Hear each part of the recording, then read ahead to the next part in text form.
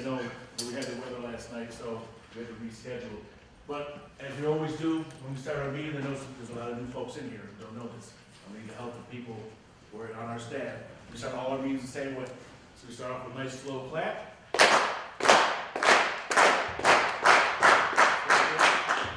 So then, I forgot I have to teach you what we're going to do for the new folks.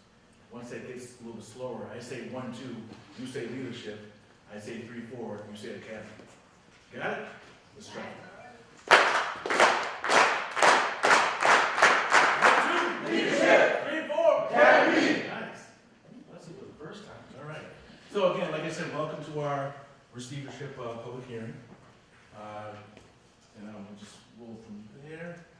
So, for Leadership Academy, our vision. The Leadership Academy will graduate young men with high moral character who have been challenged with rigorous academic standards. Just want to be very simple with that. The high academic standards and the high moral character. Our mission, upon graduation, 100% of our young men will be college and or career ready. We have a lot of guys going on to school, secondary education also, as far as being ready for careers. Overview of the school. Again, I'm not spend too much time on these slides because you have a copy of the PowerPoint. The most important times will be right downstairs to the cafeteria and get your input on each of the different groups, which we'll talk about. So we serve about 552 students. I say about because it fluctuates during the course of the year. Grades 7 through 12. We're at the ELT school, meaning we have an extended learning time, which starts at about 8:30, goes to about 9:15. Middle school does some things of character development, and then the high school does Regents prep, SAT prep, things like that. Restorative school, mindset change for our district where we're not always, we're trying to lower suspensions and have the kids in the school more than being at home due to suspension. So that's a heavy word, which we'll dig into later. And we also have a school-based health center, which, how many schools have a school-based health center? 5, and we're one of them. 5 for the whole district, and we're one of them. This is now not up to date, but we were a priority school. We are now a receivership school. We'll get to that pretty soon. Anybody come from, I remember Dr. Lambert was supposed to be my Vanna. Okay, our student population. Again, like I said, 552 students. Students with disabilities. Students that are in special education. About 31% of our students, although 552 have disabilities. Our poverty rate, 91.2, so meaning students that receive free and reduced, actually all of our students receive free and reduced breakfast and lunch, but we are at a pretty high rate there. And then our ELL students, 11.1% English language learners, okay? Our ethnic breakdown, again, 100% male. You like the pictures there, 100% male. And then 64.5% Black and African American, 25% Hispanic Latino, 8.5% white, and Asian others about 1.5%. That's the breakdown of our student body. So again, the receivership public hearing agenda. We're going to talk about the purpose of the public hearing. What is receivership? Review school data, and then go over an overview of our school improvement plan.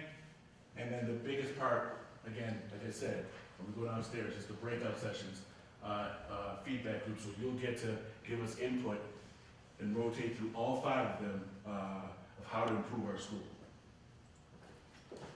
So what is receivership? I'm not an expert at this, but I will try my best. So state law requires persistently struggling or struggling schools to make rapid achievement gains. And if we don't make those gains or make those targets within 1 or 2 years, the district is required to appoint an outside receiver approved by the state. If I'm correct, but our receiver is the superintendent? Okay, the superintendent. An appointed receiver will have broad authority to set and manage school improvement plans. So again, that's what we're going to be doing as a team. So we are fortunate at this stage right now because you'll be able to help us put forth a plan plan to the superintendent. I think there's other categories where the state may just do that for us. And again, the superintendent will act as a receiver first, so we're in that boat right now, which is actually a good thing. And then data for improvement targets will be released soon. I believe that was gonna be tomorrow, but we're gonna get those soon, for the targets that we wanna meet. So again, other receivership schools, over here on the right, this is cohort 2, we're in cohort 2. There are 12 schools total, including, you see us right there, the Vanguard, this is the Franklin campus right here, Vanguard Integrated Arts, Edison, and then Wilson Foundation Academy, and then 5 elementary schools, okay? But the good news is, there's also some, well, there's our cohort 1, they are remaining in Monroe and Northeast, but what I was gonna say was, I think I heard this right, that the schools in Rochester that have gone into receivership have gotten out except for 1. Am I correct? Maybe not. Those 2 in the east have not gotten out. Right. Everyone else did. Right. So that's the good news. Yeah. That this does work. This does work. Okay, so what are some things we have to do? By February 18th, we must have communicated school status, which we did. We are in receivership. A letter went home. The flyer is posted around the neighborhood. Robocall also went home as well.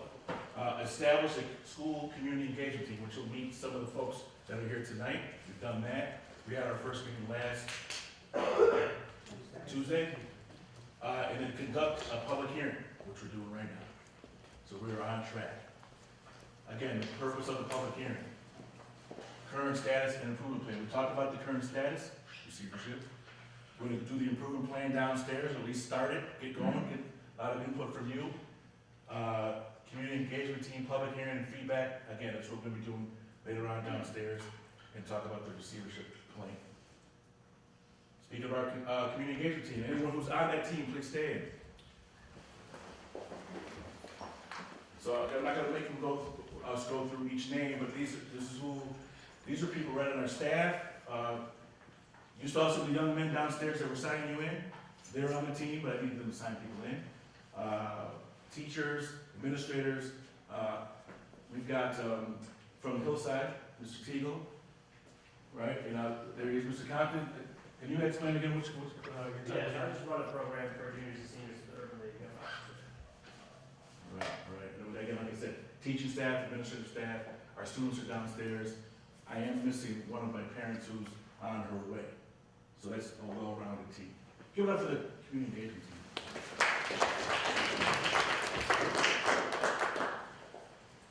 So again, current status, again, I've already said this maybe 5 times already, receivership, cohort 2.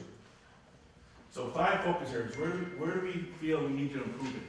So we there's 2 different things we want to merge. The focus areas first. So 7th and 8th grade achieve middle school. No secret, this is really where we have to hit it and improve it, okay? Because if you look at this, again, I won't dig in too deep, but I just want to show you something. You know, last year, okay, so where you want to be is 3 or 4. You want to be a 3 or 4. You see, only 2.6% of us. In the ELA, okay, we had 84.5, it was way too high. We've got to get that down. Okay, we've got to get more of our kids way over here. I mean, one of our pushes when you talk about the buckets, how do we get these 2s over to the 3s and 3s to 4s? That's the task at hand. Math, again, 80.4, way too high. But the good news, as Dr. Lampy let me know, is we did, from 16, 17, go up. We got some a higher percentage of kids in the 3 and 4. Doesn't sound, I don't know, it doesn't look kind of, great, but it's still going in the right direction, okay? Next one is graduation rate. Again, we say males because we're in all middle school. This is back to we've only had like 5 graduating classes. Actually 4, sorry. And this is where we started off. These are the 4, 5, and 6. That's how they judge a school, is all the way to a 6-year graduation rate. And as of last year, we're at the 55. We don't have available, because it'll go up higher because kids graduate in August, graduate over the summer, also in January. But what's the good news is, and by the way, one of the measures, you have to be at 68% for your graduation rate to not get dinged. And we did hit it here okay? But there are other measures, other slide, that knock us back down, which still have us as a receivership school. Good news is this, we're projected this year, this August, to be at 74%. So we're on our way. Now, the thing is, you gotta do that again, 1920 to 2021, to get yourself out of receivership. But we're on our way. Next one, attendance, chronic absenteeism. Again, not gonna sugarcoat, just like the 7th, 8th grade ELA in math, you gotta get up, this hurts us. This is one we struggle with, attendance. We've got too many kids that are not coming on a regular basis. Now, this one here though, what does it mean, chronic absenteeism? It's, I'm sorry, let me put it on the spot. Can you talk to us about what is the 10%? It's 10%, so if we have 180 days a year, it means they missed more than 18 days during that school year. So a kid with 19 or more. And you can see in 2016 and 17, half of our kids missed 19 days or more of school. So in other words, when we're rotating through, giving us ideas, brainstorming, we gotta slim this down big time. Because by the way, you look at that graduation rate slide, listen, I get stubborn with this number. The guys that show up, the guys that are here every single day, we graduate. If you look at that number, if you go, forget this one, if you go back, even back to this year here, the guys that weren't coming are the ones that didn't graduate. We can't find them. We do all, we have a team that goes and looks, trying to get guys back re-engaged. So we need ideas on how to do that through the course of the year. School climate suspensions, okay, so this is kind of an up and down thing. A few years back, I know that these numbers may not mean a lot to you, but that's a bad number, a high number, back in 15, 16. Too many kids being suspended. I mentioned restorative school, where we use some different alternatives, other than suspending kids, different ideas, kind of get creative, rather than having the kids home, which hurts attendance and hurts their chances of graduation. So this is the year that we're really in it, and we jumped way down, but it trends back up, and then our goal is to not be past this. So right now we're at 63, so we're on a good track right now. We'll talk about celebrations when you get to that group of things that we do to combat just sending kids home. And then another big one, parent/community involvement. How do we improve community involvement and parent involvement? Again, because the parents that help us and are with us and support us are able to, their kids are doing really well. And then the next part is the review of the improvement plan. So again, specifically downstairs, when we go downstairs. Tenet 2. So that based off of your SEP, your school improvement plan. All right, and it goes by tenets. And our table leader, Mr. Lee Winkle, will be down there. You'll be talking about what can the leadership team do to improve our focus areas, meaning administration. What can we do as a leadership team to improve in those focus areas that we talked about, okay? Next, tenet 3, curriculum and planning. This is instruction. Table leader, Lindsay Pearson, there she is, will lead this group. How can the curriculum and instruction be modified to improve our focus areas? How can teaching and learning, what the teachers are doing in the classroom, how they're presenting things, how it's delivered, what can we do to modify, and remember, I know we're doing a lot of information kind of quickly, specific to our school, an all-male school. There's some differences that we can get in there to help our guys. Tenet 4, how can we adjust teacher practices and decisions to improve our focus areas? Led by Mr. Dave Marchetta, so he'll be at that table. And he'll explain a little bit more about what that means as far as how that's a little different from tenet 3. Tenet 5, what can be done to improve climate and relationships at the school, all while providing social and emotional supports for our students? Led by Michelle Higgins-Marshall, Mr. Feeney, Ms. Gonzalez. There are counselors, by the way. This is a huge one for us, for all the schools, but really for us. Our guys come with some stuff, and sometimes it gets in the way. And how do we get that stuff aside so they can learn and be happy in the school? So that's a huge task right there. And then tenet 6, again, family community engagement. How can parents and the community help improve in our focus areas? She's still not here, but Mr. Teagle and Mr. Compton will help us with that. okay? Next. Okay, that was pretty quick, but again, we're gonna get downstairs, and again, so we break up, you can go to any table you want to, like keep it even as possible, and then, it's gonna be about 10 minutes per session, you give the input. There's even, Ms. Monroe gave us a suggestion, if you don't wanna speak, there's index cards right down there, and pens, if you wanna write something down and give it to a table leader, you can do that as well. Because when I take your input, what's gonna happen, well then, I'm not gonna take it, but Dr. Nathan's gonna take it, he volunteered. And he will transcribe it onto a form that we have to turn into the state. That becomes our improvement plan, so it's huge. So don't take that from me, you guys are gonna be really helping us, move forward, with our plan. The next one, question? Feedback time, yes. Feedback time. Now, again, it was quick, but I wanted to give you as much time in those sessions, to give your input. And by the way, we'll give, report outs from each, so you can hear what other people are saying. Any questions?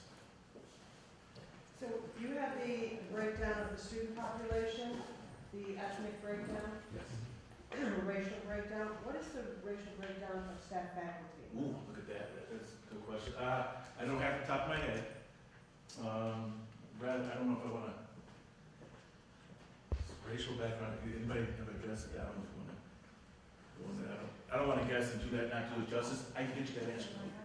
Great question. I can have it by the end of the day. I will have it by the end of the night. Good question. Oh, by the way,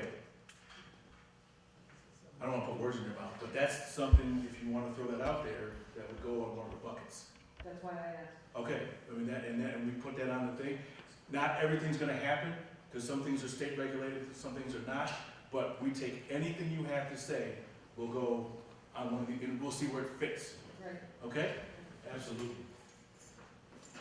Any other questions about how this works, or any questions about the school? Okay, so elevator, because we're going all the way down to the basement. When we go in there, the small side of the cafeteria, it's 10 at 2, and 10 at 3 is on the right, you go through, then it's 4, 5, and 6, okay? Split up, we'll split up, so we're even as possible, and I'll let you know, I'll be the timekeeper, let you know when we're gonna rotate, okay?